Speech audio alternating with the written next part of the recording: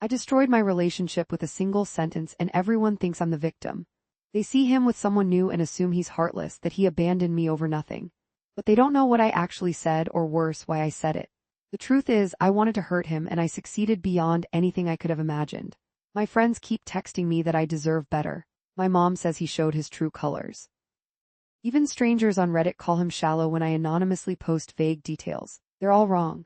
The worst part isn't losing him. It's knowing he finally looks happy and I'm the reason he wasn't happy before. I spent 2 years breaking down the man I claimed to love, and that one sentence was just the finishing blow. I'm going to tell you everything. Not the sanitized version I've been feeding everyone else, but what actually happened, including the calculated cruelty I've been hiding. You need to understand the pattern of destruction I created, the specific ways I undermined him, and the real reason I said those words. Because the sentence itself, that was just the tip of something much uglier. Marcus and I met during my first week at a new marketing firm. I just ended a relationship where I'd felt invisible, where sex had become this perfunctory thing my ex squeezed between video game sessions. I was raw and defensive, carrying this chip on my shoulder about not being desired enough. Marcus seemed different, attentive, thoughtful, genuinely interested in what I had to say. Our first date lasted 6 hours. We couldn't stop talking. The sex at first was good, not earth-shattering but warm and connected. He was gentle, sometimes tentative, asking what I liked. I found it endearing initially, this cautiousness. He'd check in during sex, make sure I was comfortable. Is this okay? He'd whisper, tell me what feels good. I loved that he cared. I told my best friend Simone that I'd finally found someone who treated me like I mattered. But there was this small thing I noticed early on. When we'd finish, I'd sometimes feel this vague restlessness, like I'd eaten a meal that was nutritious but unsatisfying. I never said anything. Why would I? He was kind, consistent, showed up when he said he would. The sex was fine. Sometimes I'd touch myself afterward when he fell asleep, just to fully finish, but that seemed normal enough. Lots of women did that, right? 6 months in, Simone started dating this guy who was apparently incredible in bed. She'd show up to brunch glowing, dropping hints about their wild nights. I'd smile and nod, feeling this weird tightness in my chest. One morning she asked point blank about my sex life with Marcus. It's great, I said automatically, and the lie tasted bitter. That night I looked at Marcus differently. He was reading beside me, glasses sliding down his nose, completely content. When he initiated sex later, I couldn't shake Simone's stories from my mind. His movements felt predictable. The same rhythm, the same positions, the same gentle touches that now seemed timid instead of tender. Afterward, as he held me, I felt inexplicably angry. I started comparing. That was my first real mistake, though I didn't recognize it then. I'd mentally stack our sex life against Simone's stories, against scenes from movies, against the passionate encounters I'd imagined I'd have by 32. Marcus never threw me against a wall with urgent desire. He never lost control. Everything was measured, careful, controlled. The resentment grew quietly. I'd catch myself being short with him over unrelated things, how he loaded the dishwasher, his laugh at his own jokes. Ask what was wrong and I'd say nothing, with an edge that made it clear something definitely was. He started looking confused, then worried. Did I do something? He'd ask. You seem distant. I'd deny it, but pull away when he tried to touch me. 3 months later, Simone broke up with her guy. We got drunk on my couch and I finally admitted I was unsatisfied with Marcus. Not just sexually, I'd convinced myself by then that the sexual disappointment was connected to everything else. He's just so safe, I told her. Predictable, boring. Saying it out loud felt like opening a pressure valve. Simone, still bitter about her own breakup, encouraged my complaints instead of questioning them. I started pulling away from Marcus more deliberately. When he'd initiate sex, I'd be passive, distant, making it obvious I wasn't fully present. He noticed. Of course he noticed. Are you okay? He'd ask, and I'd sigh heavily. I'm fine, just tired. But my tone said he was the thing exhausting me. I watched his confidence crack in real time and felt a twisted satisfaction, like I was finally expressing the disappointment I'd been swallowing. He tried harder. That made it worse. He'd buy candles, plan romantic evenings, try new things in bed that felt awkward because I could sense his desperation. His attempts to please me became evidence of his inadequacy in my mind. See, I'd think, he knows he's not enough. His uncertainty fed my contempt, which increased his uncertainty, and the cycle spiraled. I started making small comments. That's nice, I'd say after sex in a tone that communicated it was anything but. Or don't worry about it, when he'd ask if I'd finished, the words dripping with martyrdom. I never said what I actually wanted, I just let him know he wasn't providing it. The cruelty was in the vagueness, the way I made him guess at invisible standards he kept failing to meet. One night after particularly awkward sex where he'd tried some technique that clearly came from desperate Googling, he asked me directly, what can I do differently? I feel like I'm losing you. It was the most vulnerable I'd ever seen him. His voice actually shook. I had a choice in that moment. I could have been honest, kind, constructive. Instead, I rolled my eyes and said, I don't want to have to give you instructions like you're a child. His face crumpled. He got out of bed, put on his clothes, and slept on the couch. I lay there feeling vindicated and powerful and righteous. He was supposed to just know, I told myself. If he really loved me, if we were really compatible, it should be natural. I shouldn't have to teach a grown man how to satisfy me. The next morning, he tried to talk about it. I can't fix what I don't understand, he said carefully. I need you to tell me what's wrong. I stared at my coffee. Part of me knew I was being unfair, but a larger, meaner part enjoyed watching him squirm. If you can't figure it out, that's kind of the problem, I said. My friend Taylor noticed the change in me. She'd known Marcus since we started dating and liked him. When I complained about our sex life over drinks, she looked uncomfortable. Have you actually told him what you want? She asked. Or are you just expecting him to read your mind? I got defensive immediately. She didn't understand. Marcus should want to tear my clothes off, should be consumed with desire for me. The fact that he didn't felt like a referendum on my attractiveness. That's what I've never admitted to anyone. My issue with Marcus was fundamentally about my own insecurity. My ex had made me feel unwanted, and I'd chosen Marcus because he made me feel safe. But somewhere along the way, I'd started equating safe with passionless, and his gentle consistency felt like proof I wasn't desirable enough to inspire wild passion. His failure wasn't sexual technique, it was that he didn't validate my attractiveness the way I desperately needed. I started dressing differently, posting thirst traps on Instagram, going out with Simone to bars where men would hit on me. Marcus would see the posts and look hurt, but he didn't say anything. His silence made me angrier. Fight for me, I'd think. Show me you're desperate to keep me. But he just withdrew, became quieter, more hesitant. The distance I'd created was growing exactly as I'd engineered it, and I resented him for allowing it. We'd been together almost 2 years when his best friend got married. The wedding was beautiful, romantic, full of those speeches about soulmates and passion and choosing each other every day. Marcus held my hand during the ceremony and I felt absolutely nothing. Worse than nothing, I felt trapped. This gentle, kind man beside me suddenly represented everything I'd convinced myself I was missing. At the reception, I drank too much. Marcus was chatting with old college friends, laughing, relaxed in a way he never seemed around me anymore. I watched him from across the room and felt this toxic mixture of resentment and something darker. He could be happy, just not with me. That meant I was the problem, which was intolerable. It had to be his fault. A groomsman named Derek started flirting with me at the bar. He was confident, aggressive, exactly the kind of masculine energy I decided Marcus lacked. We talked for 20 minutes and his eyes traveled over my body in a way that felt validating and dangerous. When he touched my lower back, I didn't move away. I let him lean close, whisper something about how lucky Marcus was. I laughed too loud, touched Derek's arm, made sure Marcus could see from across the room. Marcus appeared beside me, jaw tight. Ready to head back to the hotel? He asked, voice carefully neutral. I wanted him to make a scene, to show jealousy, to give me evidence that he actually wanted me with some intensity. Instead, he was measured and controlled, and I hated him for it. I'm having fun, I said coldly. You go ahead. The hurt in his eyes was so raw that even drunk, I felt a pang of guilt. But Derek's attention was a drug I needed right then. Marcus left. I stayed another hour, flirting aggressively, building up this narrative in my mind where I was the wronged party, trapped with a man who couldn't satisfy me. Derek suggested we get some air.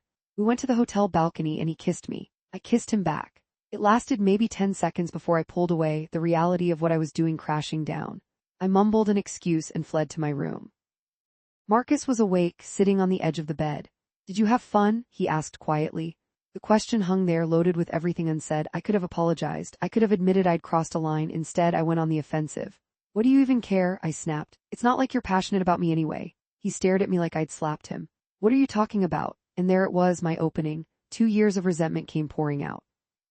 I told him he was boring in bed, that I'd been faking enthusiasm, that I needed more than his careful, timid approach. I said I felt like his roommate instead of his girlfriend. The words were designed to devastate, and they did. He sat there absorbing each blow, his face turning to stone. Why didn't you tell me? He finally asked, voice cracking. Why did you let me think everything was fine? Because your inadequacy isn't my job to fix, I thought but didn't say.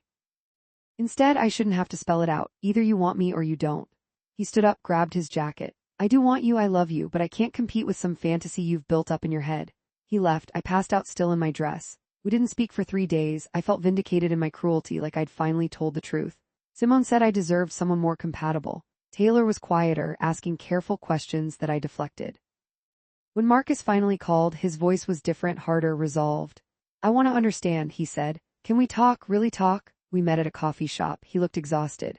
Tell me specifically what you need, he said. I've been trying to figure it out, but you're right that I can't read your mind. If you want this relationship to work, I need you to be honest with me. Not cruel, just honest. It was such a reasonable request. He was offering me exactly what I'd claimed to want: open communication, a chance to build something better. But sitting across from him, I realized with horrible clarity that I didn't want to fix things. I wanted to blow them up. I wanted to hurt him the way my ex had hurt me, to make someone else feel as inadequate as I'd felt. The problem wasn't fixable because the problem was me, but I couldn't admit that. So instead, I looked him in the eye and said the words that would end us: sex with you is boring. Not "I've been unsatisfied," or "I need something different," or "let's work on this together." Just a flat, final condemnation. It's boring and I don't think that can change. The hope drained from his face. He nodded slowly, like I'd confirmed something he'd suspected. Okay, he said quietly. Thank you for being honest. He stood up, left money for the coffee, and walked away. I sat there feeling hollow and victorious and utterly alone. I wanted him to fight for me, but I'd made sure there was nothing left to fight for. He moved his stuff out while I was at work. Didn't leave a note, didn't ask for a final conversation. Just quietly removed himself from my life with the same consideration he'd shown throughout our relationship. I cried that night, but they were selfish tears, mourning the loss of someone's devotion, not the person himself. For 2 months, I played the victim perfectly. I told people we'd been incompatible, that sometimes love isn't enough, that I'd tried to make it work but couldn't fake passion I didn't feel. I carefully edited the story to remove my cruelty, my contempt, my calculated destruction of his confidence. Everyone sympathized. Poor me, stuck in a passionless relationship. Brave me for ending it instead of settling. Simone set me up with her coworker. He was assertive, dominant in bed, exactly how I'd fantasized. The sex was athletic and aggressive, and I felt nothing. No connection, no satisfaction, just physical mechanics that left me emptier than Marcus's gentle lovemaking ever had. I went home after and cried, beginning to understand what I'd actually lost. I started seeing Marcus around. Our city wasn't that big. He'd wave politely if we made eye contact, but never approached. He looked okay, maybe better than okay. Less stressed, I told myself he was clearly fine, that I'd done us both a favor. Then one night I saw him at a restaurant with a woman. She was laughing at something he'd said, and he was smiling in that unguarded way he used to smile with me before I'd made him afraid of disappointing me. I felt sick. I left before they saw me, but I couldn't stop thinking about it. I checked his Instagram obsessively. He didn't post about her, but mutual friends did. Her name was Rachel. She was a graphic designer. In photos, she looked at him with open affection, and he looked happy, genuinely, freely happy. 3 months after our breakup, I ran into his friend Tom at a bar. We'd always gone along. After a few drinks, I asked about Marcus. He's doing really well, Tom said carefully. Rachel's great for him. Then, because he was drunk and honest, she built him back up, after you kind of. He trailed off, realizing he'd said too much. After I what? Pressed. Tom looked uncomfortable. Look, it's not my place, but Marcus was really messed up after you guys ended. He kept saying he'd failed you, that he wasn't man enough or some shit. It was hard to watch. Rachel helped him see that maybe the problem wasn't him. The words landed like punches. I'd known I'd hurt him, but I'd convinced myself it was the honest hurt of an ended relationship. Hearing that I'd damaged his fundamental self-worth, that was different. Did he tell her what I said? I asked quietly. He told her he wasn't enough for you, Tom said. She apparently said that you'd made him believe that, but it wasn't true. He looked at me. I don't know exactly what happened with you two. Marcus never trashed you, but I saw what you did to his confidence, Jess. He second-guessed everything for months. I went home and got drunk alone, Tom's words echoing. I pulled out my phone and scrolled through old photos of Marcus and me. There we were at the beach, hiking, at my company Christmas party. In the early photos, he looked relaxed, open. By the end, there was tension around his eyes, a cautiousness to his smile. I documented the destruction of his joy in real time and called it his failure. I wanted to reach out, to apologize, to explain. But explain what? That I'd projected my insecurities onto him? That I needed him to fail so I wouldn't have to confront my own issues. That seemed like an apology designed to make me feel better, not to help him. He was happy now. What right did I have to interrupt that with my guilt? 4 months after the breakup, Simone told me she'd seen Marcus and Rachel at a farmer's market. They were holding hands and laughing, she said. He looked good. Then, because Simone was perceptive when she wanted to be, you miss him. It wasn't a question. I miss who he was before I broke him, I admitted. It was the first honest thing I'd said about the relationship in months. Simone didn't have a response to that. I started therapy. Not because I wanted Marcus back, I understood that ship had sailed, but because I needed to understand why I'd done what I'd done. My therapist, Dr. Chen, was maddeningly patient with me. Walk me through why his gentleness felt like inadequacy, she'd say. We unpacked my previous relationship, my father's emotional unavailability, my need for external validation of my attractiveness. You were testing him, Dr. Chen said during one session. Creating impossible standards and then resenting him for failing to meet them. But what were you actually testing? The answer, when I finally admitted it, was devastating. I was testing whether someone could love me through my worst behavior. My ex had abandoned me emotionally, so I'd preemptively sabotaged Marcus to control the inevitable abandonment. If I made him leave by being cruel, I could tell myself it was my choice, not my inadequacy. The irony, Dr. Chen noted, is that Marcus was actually trying to love you through your worst behavior. He kept asking what you needed, trying to understand. You punished him for the very devotion you claimed to want. I couldn't go to our old coffee shop anymore. Or the park where we used to walk his neighbor's dog. Or the movie theater where we'd had our first kiss. The city became a minefield of memories, each one showing me the moments I'd turned his love into a weapon against him. 6 months post-breakup, I saw them together at a mutual friend's birthday party. I debated not going, but hiding felt cowardly. Marcus arrived with Rachel. She was pretty in an understated way, laughing easily, comfortable in her skin. When she saw me, she smiled politely. No possessiveness, no hostility, just calm confidence. Marcus looked right through me, not with anger or hurt. That would have been something. He looked at me with the polite disinterest you give a stranger. When our friend introduced Rachel to the group, Rachel shook my hand warmly. "Nice to meet you," she said, clearly not knowing who I was. Marcus hadn't told her. I was so insignificant to his current happiness that I wasn't worth mentioning. I lasted an hour before leaving. In the Uber home, I finally let myself feel the full weight of what I'd done. I hadn't just ended a relationship, I destroyed a good man's trust in himself, and he'd recovered by completely erasing me from his life. I was less than an enemy, I was nothing. Taylor called the next day. She'd noticed me leave the party. "You okay?" she asked. "He's really moved on," I said. "Of course he has. You told him sex with him was boring, Jess. What did you expect?" I know what I said. Everyone keeps repeating it back to me like I don't remember. I was getting defensive, the old pattern resurfacing. "Do you though?" Taylor asked. "Do you actually understand what those words did? You didn't just criticize his performance. You attacked his masculinity, his worth, his ability to connect with you. And you did it after months of making him feel like he was failing without telling him how to succeed." I was honest about my feelings, I protested weakly. "No, you were cruel. Honesty would have been saying you wanted to try new things, or that you were struggling with your own issues around sex and intimacy. Instead, you made your sexual dissatisfaction entirely his fault and then delivered the final blow in the most devastating way possible." I wanted to argue, but she was right. The truth I'd been avoiding was that sex with you is boring wasn't honest. It was calculated to cause maximum damage. I'd wanted to make him feel as small as I'd felt in my previous relationship. "He wouldn't even look at me at the party," I whispered. "Why should he?" Taylor asked, not unkindly. "What do you think you deserve from him, Jess? Forgiveness? Acknowledgement? He's moved on, that's healthy. The question is whether you can." I couldn't. I stalked Rachel's Instagram looking for flaws, for cracks in their relationship. She posted photos of art installations, her design work, brunch with friends. Occasionally Marcus appeared in the background, at a concert, on a hike. She never posted couple photos with sappy captions, which somehow made their relationship seem more real. They didn't need to perform their happiness for social media. I went on dates, but I couldn't connect with anyone. I'd compare them to Marcus. This one was too aggressive, that one too passive. None of them had his particular combination of kindness and steadiness that I'd taken for granted and then destroyed. I was haunting myself with his ghost. 8 months after the breakup, I saw Marcus's mom at the grocery store. Linda had always liked me, inviting me to family dinners, treating me like I belonged. When she saw me, her face did something complicated, sympathy mixed with disappointment. "Jessica," she said warmly but with distance. "How are you?" "I'm okay. How are you? How's Marcus?" The question tumbled out before I could stop it. Linda's expression softened. "He's doing well, really well." "Happy?" A pause. "He seems lighter than he was toward the end with you." The observation was gentle but devastating. "I'm glad," I managed. "He deserves that." "He does," Linda agreed. Then, because she was fundamentally kind, "You do too, sweetheart. I hope you find what you're looking for." She squeezed my arm and continued shopping, leaving me frozen in the cereal aisle, blinking back tears. The worst part was that Marcus had apparently told his family something that made them feel sorry for me. He could have painted me as the villain. I'd given him every reason to, but instead he'd been generous enough in his narrative that his mother still treated me with compassion. Even in ending, he'd been kinder to me than I'd been to him. I started writing him letters I never sent. Pages of apologies, explanations, admissions of my cruelty. I'd write until 3 in the morning, crying, trying to articulate the specific ways I'd failed him.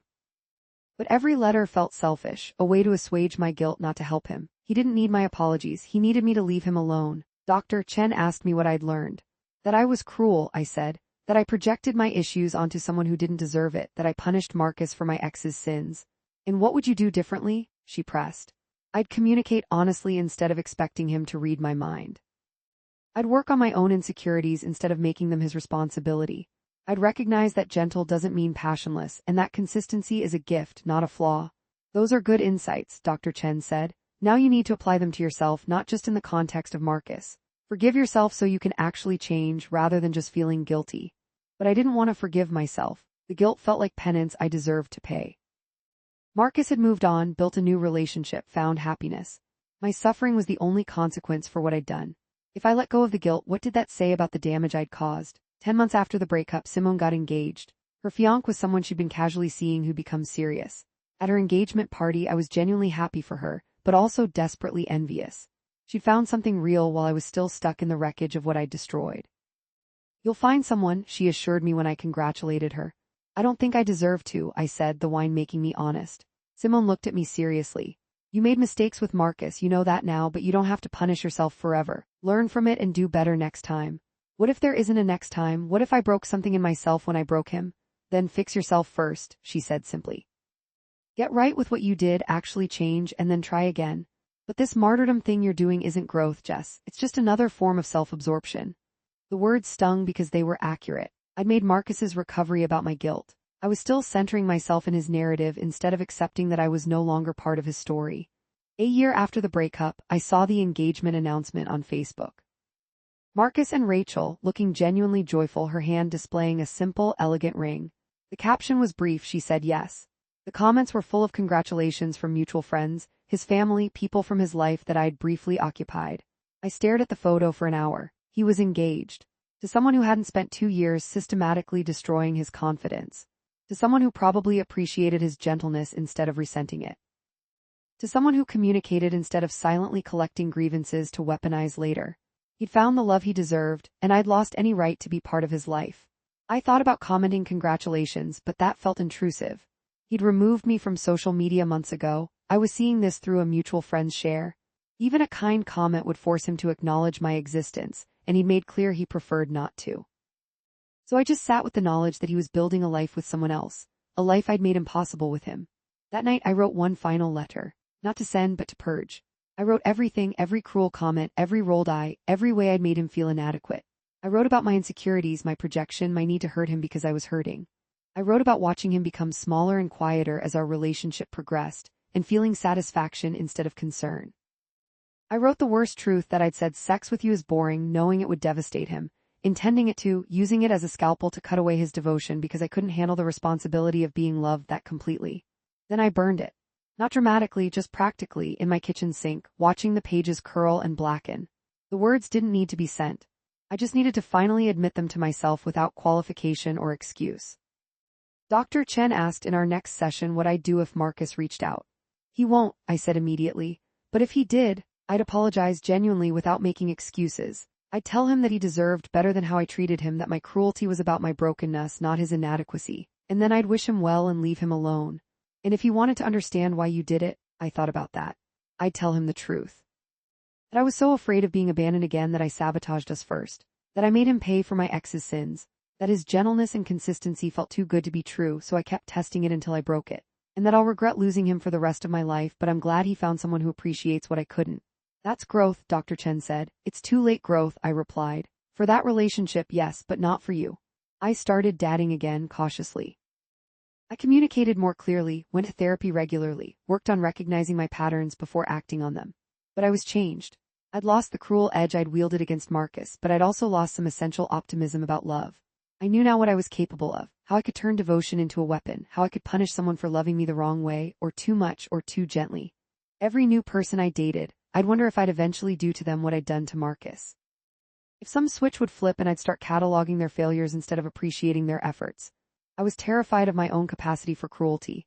18 months after the breakup, I ran into Tom again. He mentioned Marcus's wedding was in 2 months. Destination thing, Tom said, just close friends and family. He seems really happy, man, like genuinely at peace. He looked at me carefully. You doing okay? Yeah, I said and meant it mostly. I'm glad he's happy, really. For what it's worth, Tom said, he doesn't hate you. He told me once that you guys were wrong for each other, that you needed different things. He seems to have processed it and moved on. That was somehow worse than hatred. He'd integrated our relationship into his past, learned from it, and built something better. I was a closed chapter, not even a villain, just an incompatible partner in a failed relationship. The mundanity of that hurt more than being remembered as someone who'd wronged him. I thought about Marcus on his wedding day. I imagined him standing at an altar somewhere tropical, watching Rachel walk toward him, feeling certain and hopeful and unafraid. I imagined him speaking vows with confidence, promising forever without the hovering fear of inadequacy I'd planted. I hoped Rachel knew how lucky she was, not to have him, but to have him whole and healed. I'm telling you this now because I just saw a post from their honeymoon. They're in Greece and there's a photo of them laughing on a boat, wind in their hair, his arm around her waist. He looks free. And in the background I can see exactly who he would have been with me if I hadn't spent 2 years telling him he wasn't enough. Everyone still thinks he's the bad guy. When people ask about my ex, I give them the sanitized version. They assume he left me over one honest comment. They tell me I dodged a bullet, that sexual compatibility matters, that I was right to speak my truth. I let them believe it because admitting the full truth means admitting I destroyed something good because I was too broken to appreciate it. I said sex with you is boring, and technically, that's what ended us. But the real ending was in the 1,000 small cruelties that preceded it. The eye rolls, the sighs, the passive-aggressive distance, the way I made him responsible for my insecurities and then resented him for failing to fix them. The words were just the final blow to something I'd been killing slowly for months. He won't look at me now because there's no reason to. I'm not part of his story anymore. I'm the cautionary tale he probably told Rachel early on, the woman who made him doubt himself, the relationship that taught him what he didn't want. And she's the one who gets the man I could have had if I'd been capable of receiving his love instead of weaponizing my dissatisfaction. The worst part isn't losing him. It's knowing that I had exactly what I needed, someone patient, kind, willing to work through problems, and I destroyed it because it didn't match some fantasy I'd built from insecurity and comparison. I wanted passion that looked like the movies instead of recognizing the passion that was actually there, quieter and steadier and real. I'm different now. I communicate better, understand my patterns, work on my shit instead of projecting it. But sometimes I wonder if the growth came at too high a cost, if I had to destroy someone to finally understand what I was capable of destroying. Marcus deserved better than being the lesson that taught me how to love properly. Rachel gets the benefit of my mistakes, the version of me that learned empathy through inflicting damage. So when people tell me he's heartless for moving on so completely, I don't correct them. When they say I deserve better, I nod. When they ask if I've found someone new, I say I'm working on myself. Because how do you explain that you're the villain in your own story? That the person everyone thinks wronged you is actually the one you broke? That you look at his happiness and feel joy for him mixed with grief for who you could have been if you'd been brave enough to heal before you hurt him? I said, sex with you is boring because I wanted to hurt him. And it worked. And now he's with someone else, someone who probably thinks sex with him is wonderful because she appreciates the person having it with her. And he won't even look at me because why should he? What do I deserve from him except the indifference of someone who's moved past the person who made him question his worth? That's the truth I've been hiding. Not that we were sexually incompatible, or that I was honest about my needs, or that he couldn't handle criticism. The truth is that I was cruel to someone kind, and he recovered by cutting me out completely. And I have to live with being the reason such a good person needed to recover at all.